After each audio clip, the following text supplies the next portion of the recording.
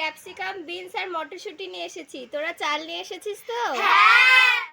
তো দেখো বন্ধুরা, আজকে আমরা পুতুলের জন্য রান্না বাড়ি করব আর রান্না করব ফ্রাইড রাইস। রান্নার সব জিনিসপত্র নিয়েও চলে এসেছি।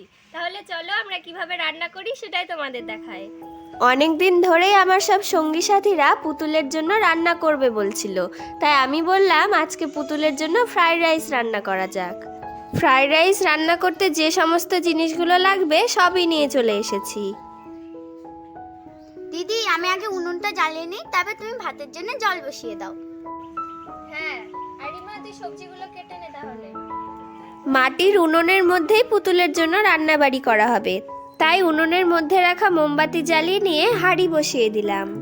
দিদি, আমি জল দিয়ে দিলাম। হাঁড়ির জল গরম হতে হতে রিমা এবার সবজিগুলোকে কেটে নিচ্ছে। সবজির মধ্যে গাজর, বিনস আর ক্যাপসিকাম দেওয়া হবে, তার জন্য সবজিগুলোকে ভালো করে ধুয়ে নিয়ে টুকরো টুকরো করে কেটে নেওয়া হচ্ছে। আমরা সবাই এবার প্রথমবার পুতুলের জন্য ফ্রাইড রাইস রান্না করছি, তাই আবার ভয়ও লাগছে যে কেমন রান্না হবে। তো যাই হোক, সবজিগুলোকে কেটে নিয়ে এবার চালগুলোকে ধুয়ে নেওয়া হবে। তনুশ্রী চালগুলোকে ভালো করে ধুয়ে নিচ্ছে। এদিকে হাঁড়ির জলও গরম হয়ে গেছে। ফ্রাইড রাইস রান্নার চালগুলোকে আমি এবার হাঁড়িতে ছেড়ে দিচ্ছি। এর আগে আমরা পুতুলের জন্য লুচি আর খেজুরের গুড়ের পায়েস করেছিলাম। তোমরা চাইলে সেই ভিডিওটা আমার ডেসক্রিপশনে গিয়ে দেখে নিতে পারো। তো চালগুলো সব ঢেলে দিয়ে এবার উপরে ঢাকনা লাগিয়ে দিয়েছি। কিছুক্ষণ পর এবার ঢাকনাটাকে উঠিয়ে নিলাম। এবার হালকা নেড়ে চেড়ে ওপর দিয়ে সাদা তেল দিয়ে দিব। এবার ভাতের মধ্যে দিয়ে দিব লবঙ্গ আর এলাচ। এখন একটু লবণ দিয়ে দিলাম।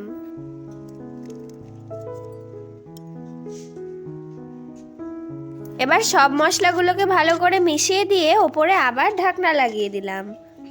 আবার অনেকক্ষণ পর ঢাকনাটা নামিয়ে দেখলাম ভাতটা প্রায় হওয়ার মধ্যেই। ফ্রাইড রাইসের ভাতের চালটাও সেদ্ধ হয়ে গেছে।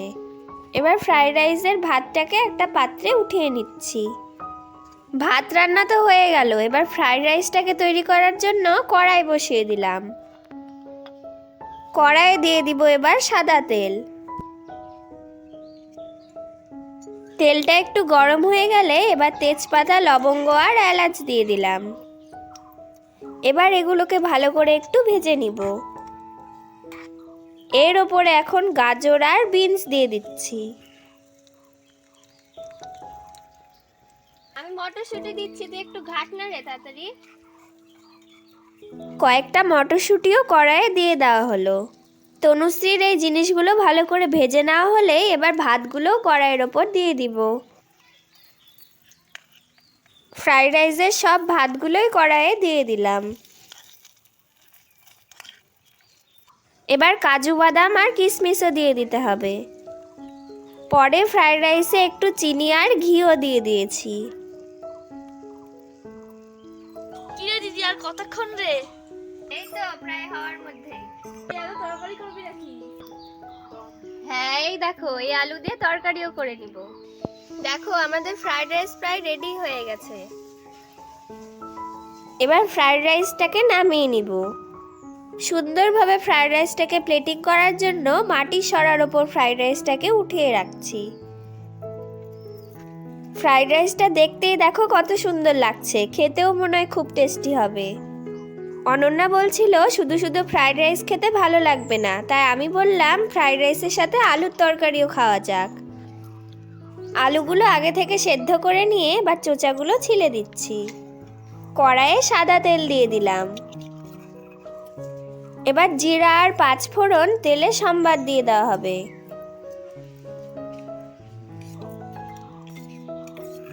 এবার টুকরো করে রাখা কাঁচা লঙ্কা কড়াইয়ে ছেড়ে দিচ্ছি। এবার হালকাভাবে নেড়ে চেড়ে নিলাম। এবার সেদ্ধ করে রাখা আলুগুলো হাত দিয়ে ভেঙে কড়াইয়ে দিয়ে দিচ্ছি।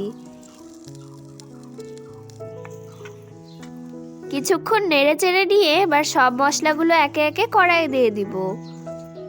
তনুশ্রী কড়াইয়ে লবণ, লঙ্কার গুঁড়ো আর হলুদ দিয়ে দিল। সব জিনিসগুলোকে ভালো করে মিশিয়ে নিচ্ছি। এবার কড়াইয়ে জল ঢেলে দিলাম। জল ঢেলে ওপরে ঢাকনাও লাগিয়ে দিয়েছি। কিছুক্ষণ পর ঢাকনাটা খুলে দেখলাম তরকারি প্রায় হয়ে গেছে। এবার সাঁড়াশির সাহায্যে কড়াইটাকে নামিয়ে নিব। একটা ছোট মাটির সরায় আলুর তরকারিটাকে প্লেটিং করছি। আলুর তরকারিটা দেখে মনে হচ্ছে খুবই টেস্টি হবে। আমাদের ফ্রাইড রাইস আলুর তরকারি রেডি হয়ে গেছে। হ্যাঁ, চল চল আমরা টেস্ট করে দেখি। খুব সুন্দর হয়েছে ফ্রাইড রাইসটা খেতে।